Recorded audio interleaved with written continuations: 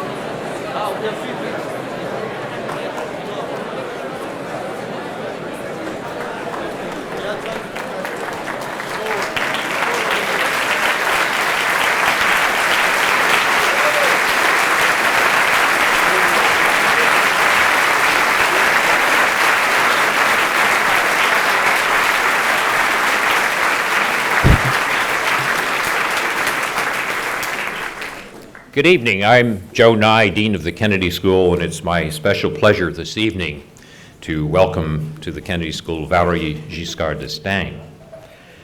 Valéry Giscard d'Estaing has had one of the most distinguished careers in European politics over 4 decades. To give a sense of his staying power and his importance in Europe, you should recall that during the period that he was president of France, from 1974 to 1981, his counterparts were Helmut Schmidt, James Callaghan, and Jimmy Carter, sharing the world stage. And while many of his counterparts are no longer prominent on the world stage, Valéry Giscard d'Estaing has remained a major figure in the construction of Europe. It's not an exaggeration to say that his entry into public service was a baptism by fire. He joined the French resistance at age 18, enlisted in a tank battalion, and received the Croix de Guerre. Before being elected President of France in 1974, he was finance minister under both Charles de Gaulle and Georges Pompidou. He served several times in the French National Assembly, both before and after his presidency. It's fitting to have him here so close to the 10th anniversary of the Treaty of Maastricht that ratified the European Union. For decades, he served as one of the principal architects of European integration. Indeed, if we think of the accomplishments such as the European Union's ability to create its own currency, the euro, it really grew out of the plan for monetary union that had its origins in the European monetary system presented by Giscard d'Estaing and Chancellor Helmut Schmidt in Brussels summit in 1978. In his current role as president of the Convention on the Future of Europe, he has overseen the drafting of the European Union's constitution. As an Austrian delegate said last spring, he is indeed Europe's midwife.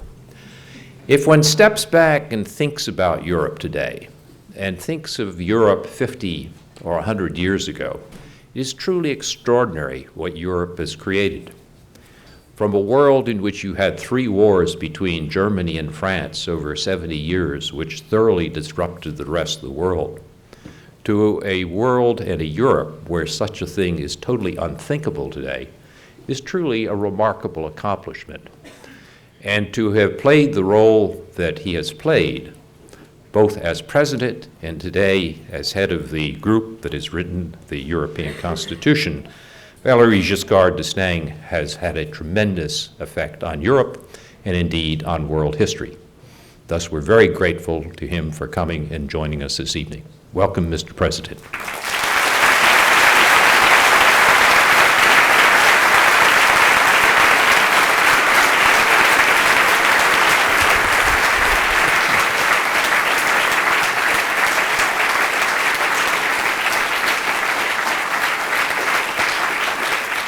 Well, after all these compliments, I may start now? Oh, well, I'm very, very pleased and honored to have this occasion to address you at this level, the second level, even the top level, which in France in the old theaters we called the paradise. This for several reasons. One is that here we are, here in Harvard, in a monument of intelligence and expertise. And it's always a satisfaction amongst all the events of public and private life to come to such a gathering. It's also because it's under the memory of John F. Kennedy, Jr., whom I knew when he was a little boy of a few years, in fact.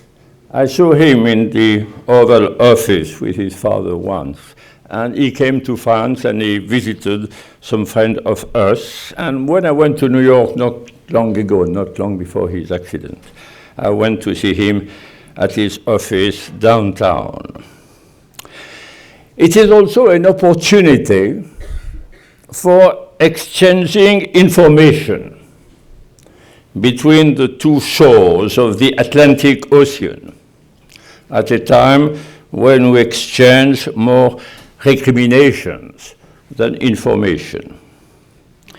And at last, because the topic of this lecture is a subject, the Open Constitution, in which I made a deep personal investment for the last 2 years, and which matters very much for me.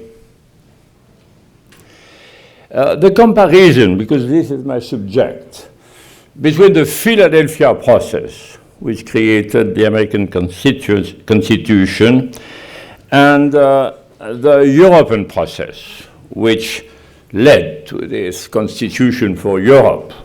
I bought several copies for those who are interested, and they are free because they are printed by the European institutions themselves.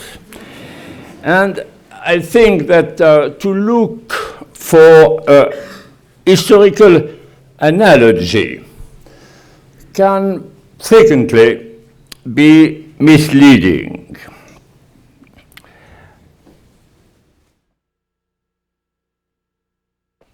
During the convention, the 2 years of the convention, in the evening I was always reading books. And I read a lot of books about the American Constitution, the famous one, Miracle at Philadelphia.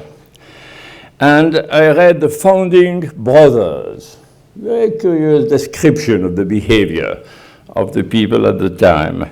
And the very brilliant biography also of John Adams. So all the time I was equipped with some references to the Philadelphia process. I see some danger in the comparison because the differences are obvious. But at the same time, there is an interesting and creative analogy. First, the differences. First of all, the size of the population, the number of people concerned. When the 13 American states, colonies, decided to have their constitutional process, they had a population of little over 3 million inhabitants, plus 600,000 slaves, which were not concerned. And now, during our process, we had 450 million people concerned. So no comparison possible, no proportion. The 13 American colonies together, if they were member of the present European Union as a state, will occupy the 18th rank amongst the 25 countries after Denmark.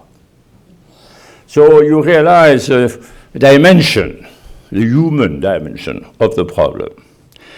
A second difference is that here in Philadelphia, you had a sort of homogeneous system because the 13 former colonies were all populated by the same sort of population, mostly British or Irish or people of the western coast of Europe, having the same religious beliefs, practically all of them, and of course speaking the same language.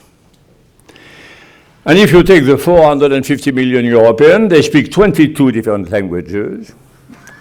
Yes.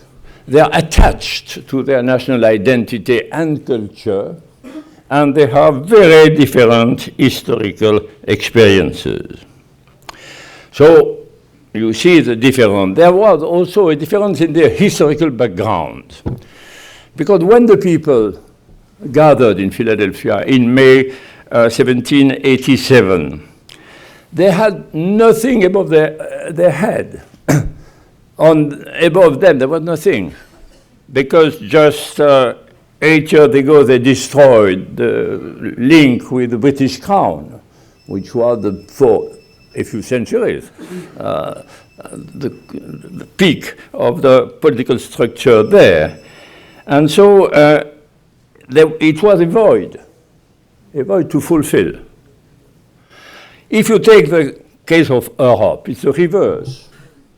We have many existing forms of power, of government, of sovereignty, of legal institutions.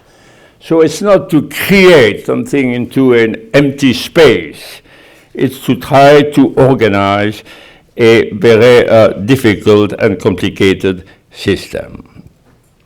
And we cannot ignore or eliminate all this system. Also, the subject was not free. We had treaties between ourselves, 4 major treaties: Rome, Maastricht, Amsterdam, Nice, very long, overlapping, confusing to some extent. And we could not ignore the quantity of rules, of regulation that were already created.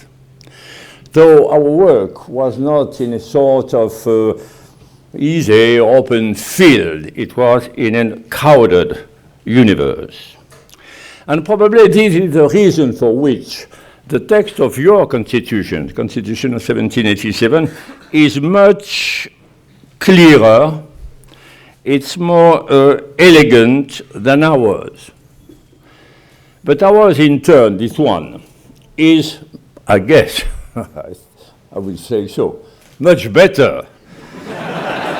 No, not that the American Constitution, but that the 4 treaties that preceded it. When I arrived in Brussels, I had to read the treaties. So I had a book. It has 1,037 pages. And since I need to sleep from time to time, it was a very good prescription. Because every evening I took, what at page 67, I thought there is still 980 pages. Okay, I can sleep. But on the other hand, we have differences. There are some analogy, curious analogy, which I perceived and I lived with during this convention. The 2 meetings were convention. You know that is a word that comes from Latin. It's convenire, venir ensemble, go together. So it indicates a movement of people who come for a common purpose and to achieve a result. In Philadelphia, there were about 50 people. In Brussels, there were 105, plus the alternates. And the alternates wanted to be present because they were very proud to be alternates, so it makes 210. But a small group, a relatively small group. At the beginning, people didn't know each other. We decided to seat them by alphabetical order. They came for 4 groups and 28 countries. The groups were national government, national parliaments, European parliaments, and European institutions, 4 groups. And there was a pressure at the beginning to say, well, we will sit there, the European Parliament, there, the national parliament, there. I said, no. It is a convention. So you will be seated by alphabetical order, without consideration of country or function. At the beginning, when I gave the floor, like you, I indicated the title of the people. Monsieur Joschka Fischer, ministre des Affaires étrangères d'Allemagne. Or Madame Anna Palacio, ministre des Affaires étrangères d'Espagne. Or Monsieur Untel, député européen. But at the end, only the names. Because people were supposed to know each other and to have a sort of familiarity between them. Because I wanted to develop what I call the spirit of the convention. And this spirit took time, I would say, at least 4 or 5 months before emerging and becoming a political and intellectual factor. In a sort of convention like this, there is a movement.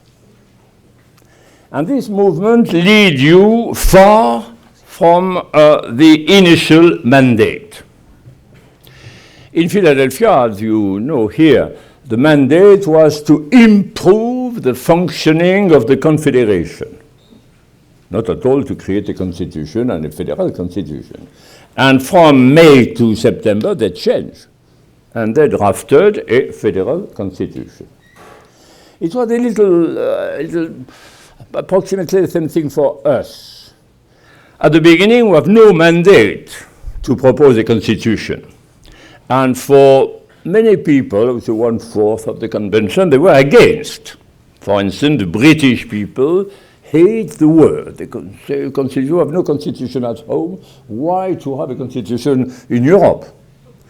So there was a reluctance of a large part. And now, if you read the press, you will see that the debate is about the merits or the shortcomings of the Constitution.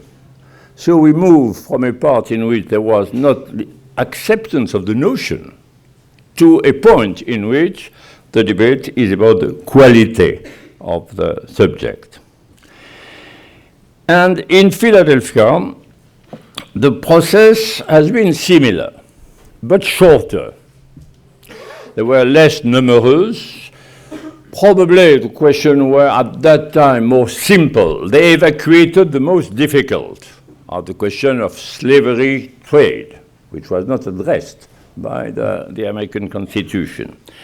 But our system was longer, 17 months, and I think we didn't leave any stone unturned.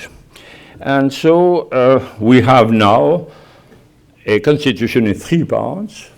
The first part is what is classical in terms of constitution, the value, the objectives, the institution, the competence, how to exert power.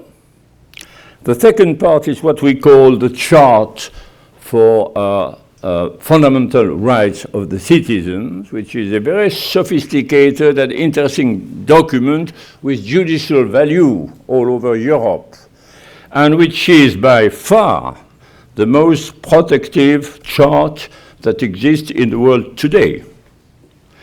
And the third part is what we call the policies of the Union. Because one of the features of the European Union, which is different from, for instance, what happened here, is that the Union is created to achieve results. The American Constitution was created to organize things. There were 13 colonies with financial problems, with the question of mutual security and eventually defense, how to organize that. For Europe, it's different. We list the goals. What do we want to achieve? We have a list, and the Constitution is the manual to achieve all these goals. Why do we need a constitution? We have treaties. For three reasons. The first one is that the old system, the initial system, has known a sort of attrition, is used in a sense. It was created in the 50s, 1950s, just after the war, marked, as you mentioned, by the consequence of the recent war. It was just 5 years ago, 5 years before. A system for only 6 countries in the west of Europe. So this system needed to be rethought and reorganized. The second reason is now we have new objectives. We started with what was known, and probably you know the word, by the common market. So it was only an economic endeavor. How to eliminate barriers, duties, all that, and to have a free market in Europe. But then we added in the 1980s and 90s other goals. To have a common currency, to have a common foreign and defense policy, which is quite a problem, as we realize, and also to have a space for security, an area for security and justice all over Europe. Because when you have two divided judicial systems, it's very easy for criminals to use this division to escape judgment or prosecution. So we needed to have new institutions to do that. And at the same time, we have now the largest enlargement Europe ever had. Because we were 6 at the beginning, we are 15 by now, and next May we will be 25. And after that, probably 2 more, 27. So it's the largest enlargement and a system which could function for 6 persons or for 6 countries cannot function for 27, very clear. So we needed, objectively, a new constitution. So what do we propose? I will be very brief, because you, Mr. Knight, told me that very important for you, the question of question and answers. But perhaps, anyway, some indication of the content. You remarked that I didn't make a single joke in the beginning, because since I have only 20 minutes, if I had made a joke, if you are left for 15 minutes, my communication will have been finished. So, what have you in this constitution, in this small book? First, a huge work of clarification and simplification. The European system is by far too complicated for people, for practical purpose and for political purpose. Practical is very difficult to handle problems with the open system as it is, and also it's very difficult for people to understand what Europe is and how Europe could meet their needs or demands. So we had 4 treaties, we will have 1 single text. We had 2 judicial personalities. The US have a single personality, Russia has a single personality, and so on. But Europe has several. We had the European communities, and on certain goods, you see, produced in the European communities. There was the European Union, which was something else, with another identity. All this will be merged into a single judicial entity. We had 3 ways to address issues, what we call the three pillars. One was when it was economic issue, the first pillar. The second one was for foreign affairs and defense, and the third one for justice. And the three systems, the three pillars, were different, with different text, different process, and so on. We merged all this into a single system. At the moment, the European system, I wouldn't say the European government, because it's not a government, but it could be compared to your federal government, use 15 judicial instruments when a decision should be taken for companies, for people. Now, you have the choice between 15 instruments. We reduce this number to 6, which will be much simpler to understand. And we give to this instrument names that are familiar to people. For instance, now the main instruments for Europe are called directive and règlement. No one, you can interact with anyone in the streets, know what a directive is and what a règlement concerns. They don't know. We will call them European laws and European framework laws.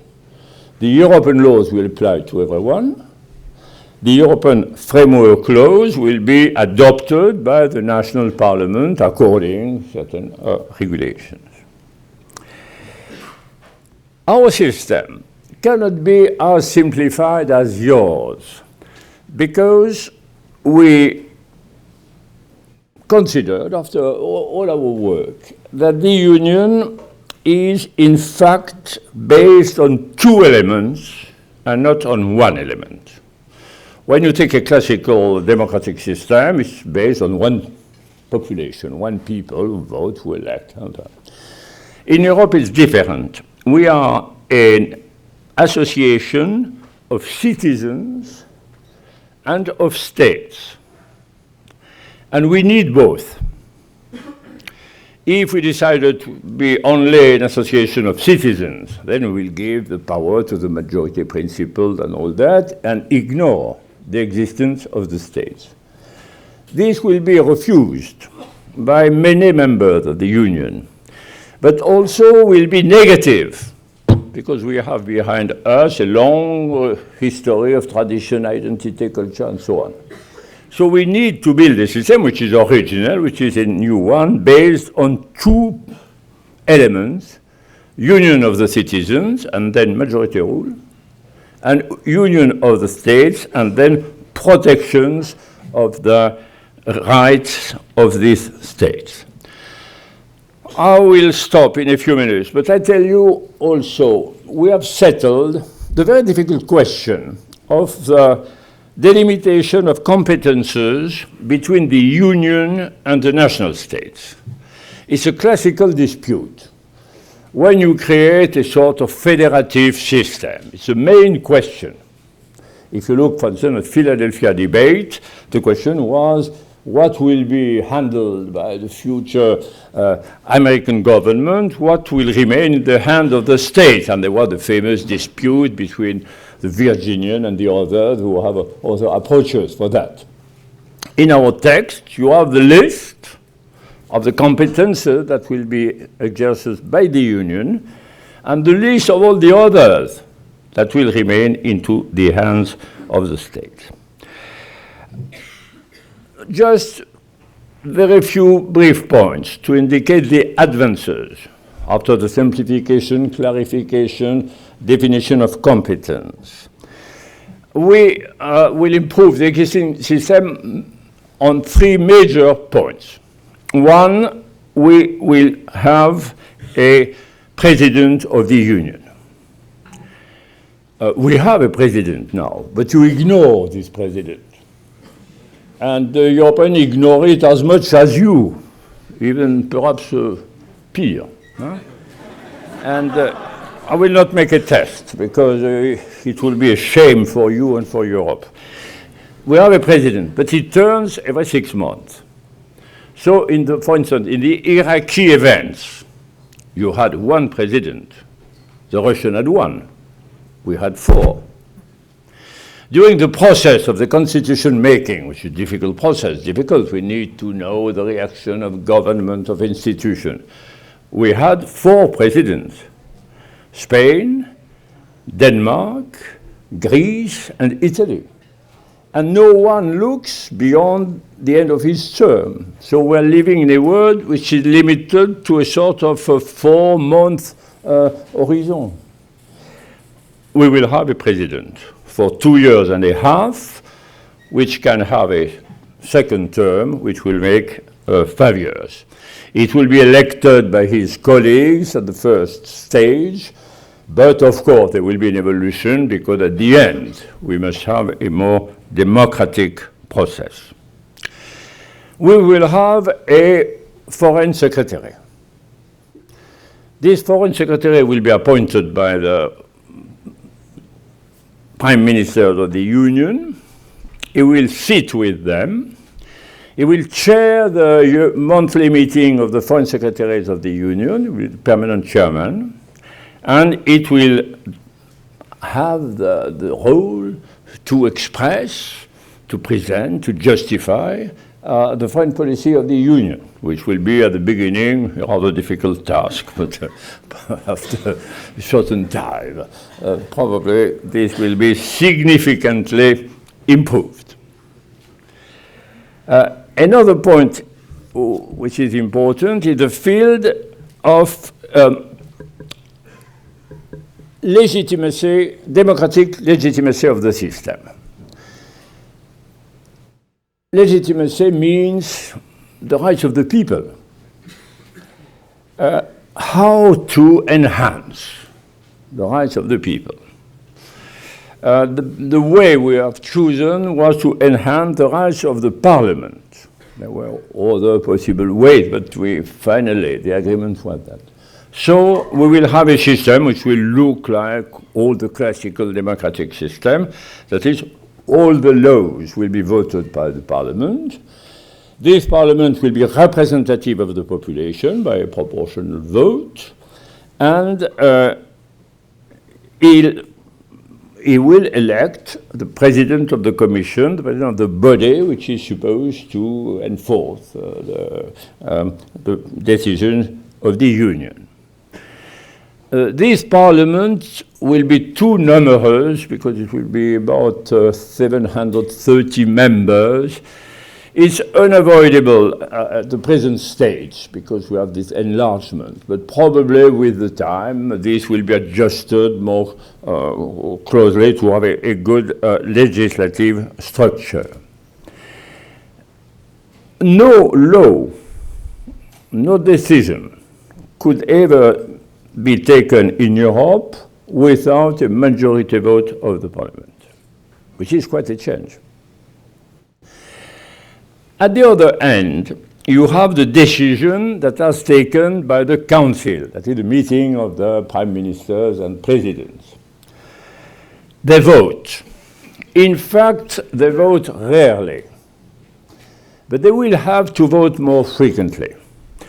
Because when you are 25 or 27, it's very difficult to have general agreement. So you need to have the pressure of voting. If you have 4 or 5 dissenters, you must say, well, you dissent, we will vote. The question is the rule of the vote. And we propose a new one, which is also very simple to understand. Now it's a sort of barème. How do you translate barème in English? Scale. Well, sort of scale. Yes. So you have a long scale, because each country has some rights to vote. In our text, we say no. We will have a fresh approach. A decision will be approved when it gets the approval of the majority of the member states, representing 60% of the population. So when there is a vote, you count the number of countries, you need to have half of them, but this half should represent 60% of the population to have a sort of popular representation, otherwise the decision cannot be adopted. Well, at the end of my presentation, I'm sorry, I would like to go on, but and now we have the question answered. What is the process by now? Well, I will recognize people at 2 microphones, one on the floor here, one on the floor there. There are also 2 microphones in the balconies. And if people will stand up before those microphones and tell us who you are, what your connection is to the university, and ask one question, one per customer, and make sure it's a question, not a speech. We only have one speech tonight. And I would also, I think President Giscard would like to have the questions stay roughly on the topic he talked about. So, Maria Cristina. I am Maria Cristina Caballero. I am a Center for Public Leadership Fellow here at the Kennedy School, and I am also a freelance journalist. Unfortunately, you didn't give me an interview. But here is one of the questions. Will we ever see unified European Union defense and foreign policies, given the large number of countries now in the body and the resistance of some to the idea, and given that the European Union countries don't spend enough on defense to operate independently of NATO and the United States? Will we see a European united, given the problems of so many countries, particularly when they're divided over defense and the issues of NATO and the United States? Well, it is a fact of life that at the moment they are divided on certain important issues. It would be nonsense to ignore it. Probably they are less divided than you think, because when we have meetings together between us, there is a sort of common approach to a certain extent. For instance, even during the Iraqi war, you have debate in the Security Council, and several members of the convention were into the Security Council, like the Minister of Foreign Affairs for Germany, for Spain, for France. The following day, they came to the convention, and they took their part into the debate, like normal conventionals. So there is a sort of basic trend which is slow, towards some expression of unity.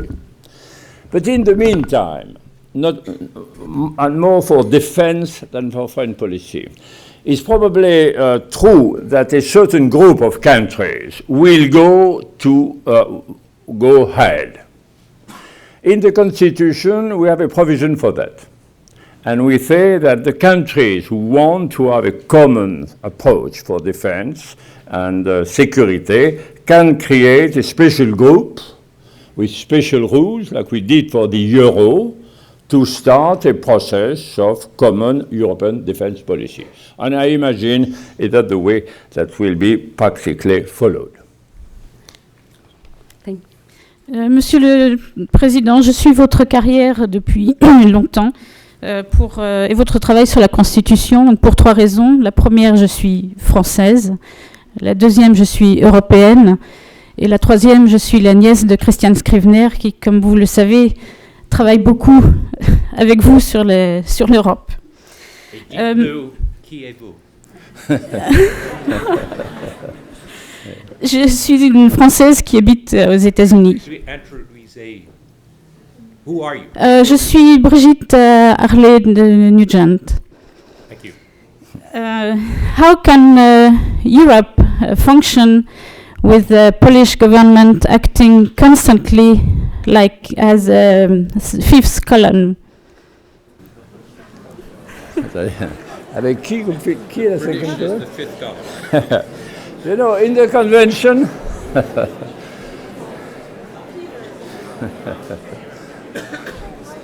well, in the convention, one of the members of the convention made a very good speech. He said, the Americans succeeded in drafting their constitution in Philadelphia because they have settled before the British problem.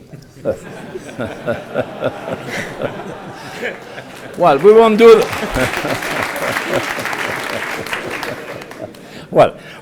the same. Personally, I consider that it would be very positive for Europe to have a strong British contribution. We realize, and I realize, that for the British the choice is not very easy. First, they are an island at the end of Europe, so they have a tradition. Well, it's normal. You have a tradition of being yourself on your own territory, and they have a special relationship with the US, which was at some time very tense because it started by a revolt and a war, but it's a special relationship. We recognize this. The British have not fully made their choice. They have not adopted the euro. They have no time limit for voting, for adopting or not the euro, but they will do it, they will vote. And the present Prime Minister has made a commitment towards Europe. And when we published our constitution, I went to see him several times during the process at Downing Street, and he said, Great Britain supports the constitution, it is a good text. So we have a move by Britain which goes in the good direction. And I tried in the text not to put anything that would be totally unacceptable by the British. Because if we did that, we'll create artificially at the beginning a sort of repudiation of the process, so the constitution is quite acceptable by the pro-European British people. Balcony on the left. I am Ayşegül Tuncer, and I'm a student and Master of Public Policy. Mr. President, recently there were a couple of articles in the US media that talked about the Muslims in Europe being victims of prejudice. How do you think the Constitution, if you believe the situation is that actually, what do you think the Constitution has to offer to solve this problem? If you believe the situation is otherwise, what do you think the Constitution has to offer to prevent such a problem from occurring in the future? Oh, I think it's The prejudice against Muslims, and will the Constitution help remove it? about Muslims. Muslims, Islamic. Yes. Well, we, as you know, we have a Muslim population in Europe. We had it in the past, mostly in the southwest of Europe, because in Spain for centuries you have a Muslim culture and even occupation, to say the real term. Now we have Muslim immigration, so we have a significant numbers of Muslims. In our text, we are neutral about religion, because that is the European tradition. The European tradition is that the political rules applies to everyone, whatever their religion is or could be. We propose the freedom of choice, which is an important feature, because you have countries in which the children, by law, are committed to adopt the religion of their fathers. And in our text, even the children have the choice of their own religious beliefs and practices. On the other hand, in the introduction, we recognize the fact that in Europe we have three sources of value. The first is the culture, and the culture comes mostly from our Greek and Roman heritage. And then we have the religious creed and beliefs which flourished in Europe for centuries, and they are Christian values. And after that, we have a new wave, which is the wave of the siècle des Lumières, Enlightenment, and philosophy, rational philosophies. And we make reference of these three sources. But it's not to exclude anyone, it's just to give an indication of the substance of the European identity. And the reason for which we did not mention explicitly one religion is not to avoid the others. We didn't want to mention one because it would have been eliminate the others. And we think in our text, which is probably the only one in the world, we have among the principle, and the principle that could be acted on a judiciary basis, tolerance. No one could be prosecuted for motives against tolerance. So I think that every community will accept and will support our proposal. Thank you. Right balcony. Mr. President, my name is Ukko Metsola. I come from Europe, and I have a question regarding your personal role in this process from now on. Because unlike in Philadelphia, where they agreed upon a text which was then adopted, your proposal is now subject to further negotiations and acceptance by the governments of the member states in the intergovernmental conference. Do you have some kind of official role in the IGC? No.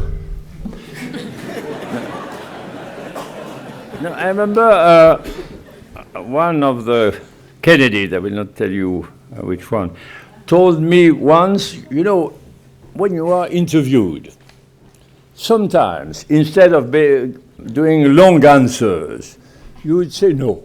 And yes, and so everyone is destabilized because. But to be more precise, we have the convention. The convention is over. And when something is finished, it's finished. So on July 18th, I brought to Mr. Berlusconi, the president of the Italian government, the documents of the convention. We give our archives to the Council of Europe. It's finished. We will go on explaining the choices of the convention. And before any meeting of the conference, I will go with the two vice presidents, which you see probably in Harvard one of these days, Mr. Dehaene, who is a Belgian, Mr. Amato, who is an Italian, with the General Secretary, who are the British, John Kerr. We'll go to see the presidency of the Union to tell him what are the arguments for which the convention has chosen his proposals and to give all the elements for that. And we are at the disposal of the presidency to answer to any demands emanating for it. Mr. President, my name is Pablo Torres. I am Mexican, a current student of a master's in technology and policy at MIT, and an alumni of your school in Paris, of École Polytechnique. I agree with you concerning the tolerance and the freedom of beliefs and the religious practices. However, some European states have evoked the necessity of talking about mentioning the historical religious the origins of Europe. My question is, why is there such a reluctance from some other states to evoke this in the Constitution, in the historical part, not in the... I agree that the freedom of beliefs and religions should always be there, but I don't understand the reluctance of some states to mention that in the historical part, and if you think that at the end, the final version of this Constitution will have an historical religious mention or not. Well, the base of the thinking about people, they are equal. It's difficult to understand and to accept. And during some of the debate of the ICG about representation, about the Commission, people forget the fact that when Europe will fully function, all the Europeans should be equal. It means that their right to affect the decision-making process must be the same wherever they live.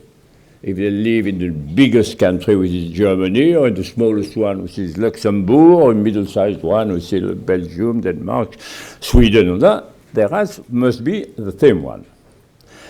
We did not mention in our text, of course, the ethnic aspect of Europe, because we're not concerned by them. they are expressed by national identity. So it's through national competence, national law, that they can be represented. And we had a demand, for instance, concerning minorities. And we have countries, you can take the case of Hungary, for instance, who has large minorities in the neighboring countries. And they wanted to have some sort of protection into our text. We said no, because the protection is the same for all citizens, if they are of one origin or another one. And if we start making differences, distinctions, we will create sections of the population, which will be very negative. So our principle is no ethnic aspect into the Constitution. And I think it's a base, a sound base for the European Union. But I think Mr. Torres was also asking about why has France resisted the Polish request for language on religion in the first section? Well, you had a debate 3 years ago, 4 years ago. In another convention, let it aside, we were not there, I cannot testify about it. This time, you give me 3 minutes for that? Absolutely. Okay. No, it was an important issue. You have two cultures in Europe, more than two, but basically two. You have culture who accept a reference to God, which was the case in Germany in the past, in England with special arrangement. Yes. Yes, because the Queen, special system, and you have countries who have a laic posture, which is some of them antagonistic to religion, but some other telling you can have a religion, but it's not a fact of the social or political life of the country. So it's a subject in which there is a division. It's not at the departure an agreement. You had a lot of speeches delivered here and there. My idea first was to say to the conventional, please, speak here. Express your point of view here. Don't give interviews in local papers, saying something and being mute here. You must say what you have in mind. I went to see the Pope. I went to see the bishops, Christian bishops, including different churches, like the Greek and the Orthodox, because we have them in the southwest of I thought all the religion, Jewish, Muslims, all that, to have the perception. We had three demands. One demand that, that the churches will be protected against excesses of law, which seems outdated in many countries, but which could happen in certain countries, in which, in certain parts of Europe, where there is separation of state and church, you may have difficulties for churches. So they want to be protected by law. They wanted also to have regular contact with the institution of the unions, like the social partners have, because we have the unions, we have the business, we have regular contact, and they say, why not the churches? And they wanted a reference to the religious values. We satisfied the first two demands. There is an Article 37, I think, in which there is a legal protection for churches and associations of religious purpose. A good one, accepted by everyone. We have the institution of the regular contact between the institution of the unions and churches, also in the text. We couldn't put into the text something about religion itself. We could put it only in the preamble, because we cannot indicate what will be the religious posture of people. It's a choice, and you have different choices and options. So we decided to put it in the preamble. At the end, I wrote the preamble. I asked people to write it. We have a group of 12 where the president said, please, could you write a preamble? We'll compare them. They did it, but fine. So at the end, I took my pen, I wrote a preamble. In this preamble, I put three words. First is to be inspired by. Inspired by mean inspiration. The word religious values. It was not in the any former text. And the indication still present in our heritage. And the convention reacted positively. And so was, okay, we can accept this. Because you had the laïcs, which were not pleased by the religious values still present. But, well, they accepted it. But some churches were dissatisfied and said, we want a mention of Christianity. And I said, well, okay, we will see. It's not easy, as I said before, because if you mention one religion, difficult not to mention the others. Because after all, well, Christianity represents largest majority by far in Europe. But you have some Jewish religions and you have some Muslims. So then you must make a list. And if you have another religion, why to refuse the list? So I thought it was better to keep the term religious values. And then there was an amendment by conventional to suggest that we add notably Christian. Yeah. I said, okay, I will ask you one by one if you approve or not. And there was no majority. I remember very well how people voted. I will keep that as a secret de la confession. But if some exaggerate, I would say, well, okay, but you did not support the amendment. So our text is now generally accepted by the believers, but also because they had a, I would say, fair attitude by the non-believers who accepted the religious values, which is something which is not in their culture normally. So I think it's quite balanced, and I expect there will be no change. Left floor. Good evening, Mr. President. My name is Kornish Baturbekov. I'm a freshman at college, and I have a question about the Union's foreign policy. You mentioned that the Constitution will create a position of Foreign Secretary, and I would like to know who will exactly appoint him, and what makes you think that the European countries will be able to maintain similar positions on their foreign policies? Because the Iraqi war, it clearly showed that there are certain contradictions between the more powerful European countries and, say, less powerful, but they are the majority. Well, the Foreign Secretary, we have one at the moment, but it is not at the level of Secretary. It's a sort of High Commissioner. It's Mr. Javier Solana. It's a Spaniard, and he was before the General Secretary of NATO. He's a very good man, but he is not a member of the Council. He's not Foreign Secretary. And you know, in the world, not the titles, but the level of functions, very important, because when you go to certain countries, people are checking what your function is. If you are a Foreign Secretary, you are not received in the same way as if you are General Secretary or that. So ours will be a Foreign Secretary with a full title.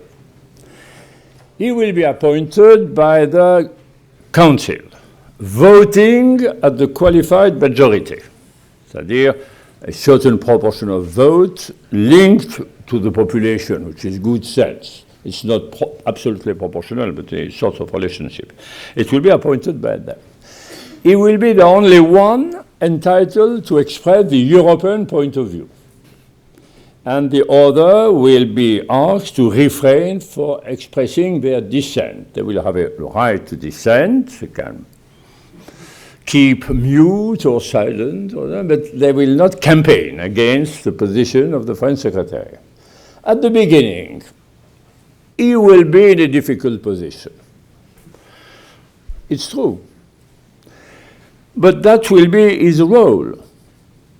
When we started the euro 20 years ago, there was no single monetary policy for Europe.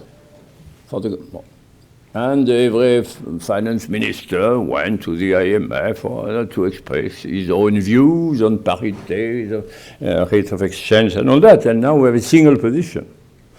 So for foreign affairs, it will take time. What we wanted is to put in place the instrument that will create a common foreign policy, that will create with a proper evolution. What will be the key moment is the moment at which the leaders, when there are an event or a crisis, or when the leaders will have as first reaction to consult between themselves and not have the reaction to go somewhere and to express their point of view, which is the case at the moment. So this will be an historical transition. It cannot be made overnight. If there is a foreign secretary, the media will recognize him. And if he goes to Washington, to Moscow, to Beijing, or somewhere else, he is Foreign Secretary of Europe. When he speaks, people say, oh, he expressed the view of Europe. Or so progressively, he will be identified of having a special mission of expression. The second element for creating this common foreign policy will be the stability of the presidency. At the moment, the President of the Union plays no role in foreign affairs of the Union. What you read into the newspaper are the position of the British Prime Minister, the French President, the German Chancellor, or the Prime Minister of Spain, Italy, Netherlands, Denmark, etc. When there will be a stable president chairing the others, he will not have the power to impose a common posture, but he will be in position to influence. And he will try to create consensus progressively. So if you take these two elements of influence, the single foreign minister and the stable president, the joint action will probably achieve some sort of convergence of the European foreign policy. So one must be patient and not imagine it can be do like this. We have behind us centuries of national foreign policies for the British, for the French, for the Spaniards, and for many others. So it cannot be changed like this. It's an action of convergence by giving the instrument, by creating the instrument which are adapted to the common foreign policy. And this instrument probably will generate the expression and the formation of this policy. There will be also a very interesting element, a little bit technical. This foreign secretary will have a service. He will have a foreign service, a European foreign service, composed of people coming from the institutions and people coming from the national foreign service. And he will have a team to prepare the choices, the options for the Council in terms of foreign affairs. So the combination of this team, which will be, I hope, I wish, composed of the best experts all over, and the chairmanship of the Council by the Minister of Foreign Affairs, and the chairmanship of the Council by a stable president, you will create the condition of a possible common foreign policy. Left now. Good evening, Mr. President. My name is Natalia Katrinescu, and I'm a public policy student at the Kennedy School. You mentioned the fact that the European Union is undergoing through a vast enlargement process. Romania and Bulgaria will follow in 2007, and probably some Balkan and Southeastern European countries are to follow. What do you think about the time period during which the doors of the European Union will be open? And what are the chances that the European Union will move further east and stop at Russia's borders? Thank you. Thank you. Will enlargement go beyond the current 25? Will it go further east? The answer is rather simple, even if the issue seems confused to many people. The European Union has as a purpose to organize the countries of the European continent. So for the historical period in which we are, the next members will be members of the European continent. You have two which are in the process of joining, which are Bulgaria and Romania, with problems still unsolved. There are different cases. You must not make a group. It's not a group. We have different problems for Bulgaria and for Romania. In one of them is a problem of some respect of the principles of human rights and some legislation which must be adapted to the demands of the European Union. For the other is different. So we have these two candidacy which are on the way. We will have probably the other former members of the Yugoslav Federation, because they are obviously Europeans. They are at the moment in situations of difficulty, sometimes violence, antagonism, which do not permit them to join, because the conditions expressed in our statutes suppose that a strong democratic system, freedom, all that. But they have a natural vocation to join. There are still 4 of them which would come. And then for this period, the list will be finished. There is a very interesting and difficult problem. No one speaks about it. It's Russia. Because Russia is a European country. Russie d'Europe is a European country. It's like this. I was in St. Petersburg 2 weeks ago. Well, it's European. Yes. No, I recommend you to go there because it's a very beautiful city. And I was impressed by the fact that I want to visit one of the famous palaces there. And I bought a little booklet to have an indication. And the cashier gave me the change in euro. Well, very clever of her. You have, and you saw that in the press, question of Ukraine. Ukraine in history has been frequently part of Europe, frequently part of Poland, sometimes dominated even by the Swedes. So it's a country which is very close to Europe. So this problem will come later. And in our constitution, we have introduced an article to propose new structures for the big neighbors of Europe, which will not be membership, but which could be special status. You must think about it here. For instance, you have 2 very important neighbors on the North American continent, Canada and Mexico. No one proposed to merge them. No one.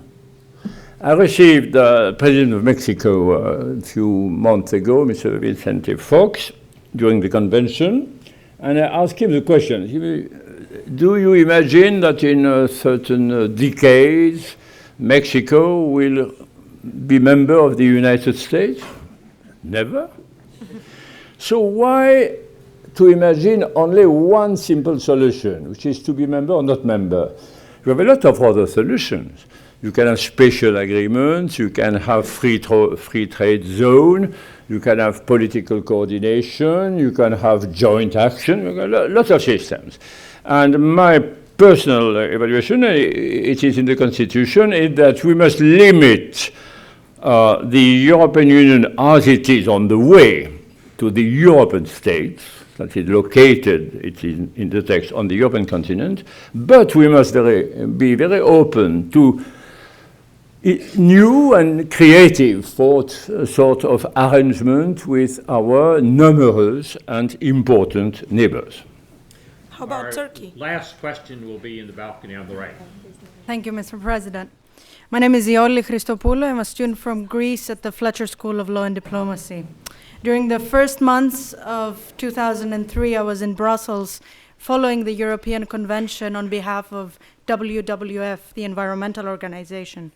During this period, I had, on several occasions, the chance to hand to you the documents that were prepared by WWF, and the Green 8, Le Vert 8, and other non-governmental organizations as well gave their input in the convention process. How do you think that this open process that was the convention, which was accessible to us, sets a precedent for the intergovernmental conference that is now in place? Yes, for the World Wildlife Fund was able to give you their petitions about environment. How will the intergovernmental conference handle that? No, it was just to be sure. So first, I wanted to put something about animals in the constitutions. I was not supported by many people, but by some. And if you read very attentively our text, you will see that in certain formula, instead of doing people, making people, we have written being. No, it's not insignificant. It means elements who live.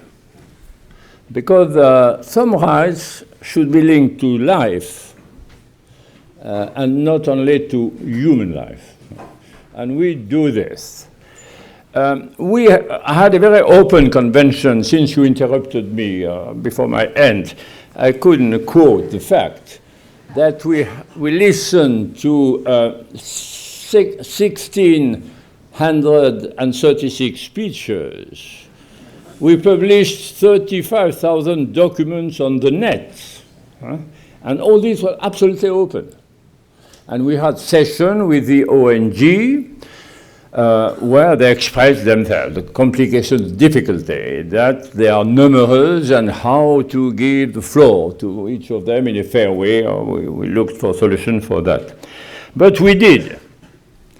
And it's one of the reasons for which we were not criticized, as one is usually criticized in European affairs, for ignoring others. You didn't see that. There was no the reproach of ignorance. We tried to be open and to communicate and so on. The ICG will not. We recommend that their debate should be public, or at least that the amendment should be public. Because if an amendment on a constitution, it should be public. Because it's a demand for a change of a text, which is an accepted text. So it's better to know what the proposal is and what the arguments are. Unhappily, I think it will be very difficult or next to impossible for this ICG, which will be short, two months in fact, to have the large hearing aspect that you wish. But you must keep in touch with the European institutions to find proper occasions to make your very interesting demands heard. Well, that is a wonderful note on which to end, which is to talk about the openness of the European process. And I know all of those in the audience tonight will want to join me in thanking you for a fascinating evening, and thank you very much. Thank you.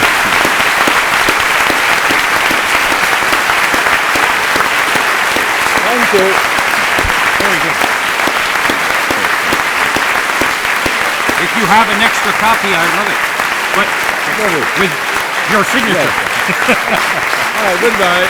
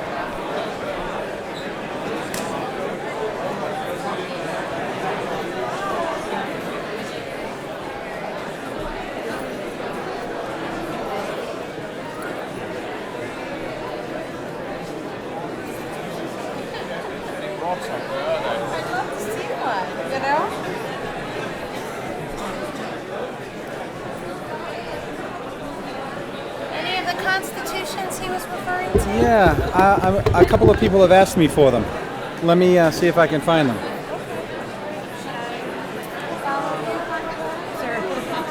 don't know if we're going to find them. I mean, they're not here. I don't know if they're with them. Oh, I didn't know. I didn't know.